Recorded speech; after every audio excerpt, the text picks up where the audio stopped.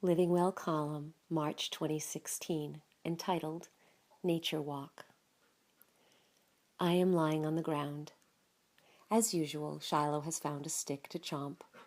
It is approximately 8 o'clock in the morning, and we are sheltered under my favorite oak tree on the Santa Maria Trail, the oak that Carlene's daughter Cassidy calls Sage's Pea Tree, a name which, to protect the innocent, I will not explain here. I am looking up at a myriad of branches, which remind me of my father's blue-collar hands, beautiful and rough, covered with what appears to be an infinite number of pointy leaves, some brown and sharp enough to hurt, others still wearing their soft, lime-green baby clothes. The branches reach toward each other and the sky, a still life dance of foliage silently formed and still forming over decades.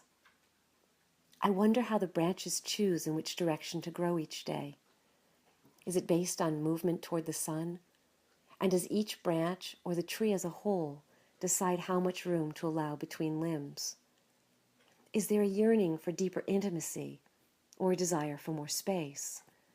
Does the tree worry about the acorns it drops, concerned about whether each will grow into a mighty oak and carry on the lineage? Is it curious about its place in the grand design, and about its ability to fulfill its contribution to the divine plan? I seriously doubt it. These higher concerns are left to other, more conscious beings. On my back, I blindly stretch out one hand, feel around on the ground, find a twig, and barely moving my arm, I begin to draw doodles in the dirt until Shiloh hears the scritch-scratch and gently confiscates my makeshift pencil. I am happy. We both are. I cannot imagine anywhere I would rather be, not only today, but for the rest of my life. I'm committed to this relationship more than any other I've ever known. I don't mean my bond with Shai, although he is without a doubt my guardian angel and this woman's best friend. My vows and devotion are with the trees, the dirt, and nature as a whole. I feel more deeply committed than in my relationship with my children, if that is possible. Off to my right, I hear the croaking of frogs, while overhead I see leaves rustle, birds hopping from branch to branch. Their songs come in layers of sound, interwoven melodies, with an occasional solo amidst the chorus of background vocals. Like a cold apple on a summer day, their voices are pure, sweet, clear, and crisp. I can almost taste the music. Moments like this inspire me to reassess my values. In January, I committed to a particular income goal, but on my walk this morning, I know my heart is not in the game.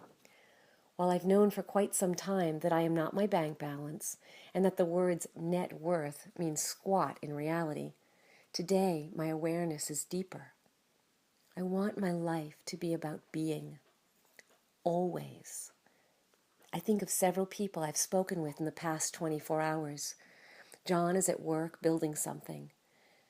Shai is at state court, not Shai the dog, but Shai the attorney. Stella is in her office. Bear is in a satellite lab. Just for today, they are all making more money than I am. I am under a tree with Shiloh, and I'm happy. I'm currently enrolled in an interpersonal communication class at Santa Monica College.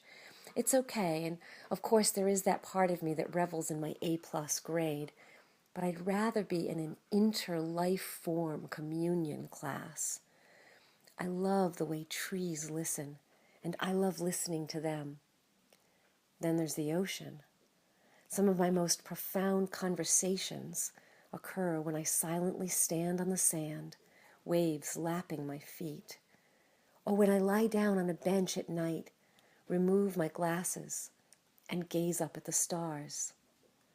Nature speaks a unique and precious language of stillness and wisdom, as though it is downloading serenity into my cells, sending strength into my bones. I feel such a deep sense of belonging when I curl up or stretch out on her lap and allow her to embrace me. On the trail, the human relationships are also more magical. On one side of the walk, halfway down a rocky hill towards the meadow, is a stone table of sorts.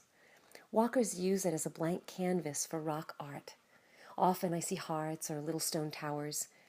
Today, on one tiny tower, sat a pink ball of chewed gum. I smiled and added a little gray rock, planting it firmly in the little wad, then walked away feeling gleeful about our random act of community creativity. On the walk home, Shai and I pass another formation of rocks, a heart I first saw last month on my annual birthday morning hike. The stone heart remains untouched, and next to it is an addition, the letter U. I wonder if the message is, I love you, or simply, love you. I like both. To the left of the heart, I add a stick and place a rock above it, forming a lowercase I. Such a simple thing, this secret friend or group of friends, people I've probably never met and may not even like, yet we have found a connection. When I get home, there's a voicemail from an old choir friend. She has an opportunity for someone to lead a nature walk on a TV show and wants to know if I'm available. Perhaps my income goal will be met after all, without leaving the trail. Either way, I will lie down under the oak tree and thank my lucky stars that just for today, this is my home.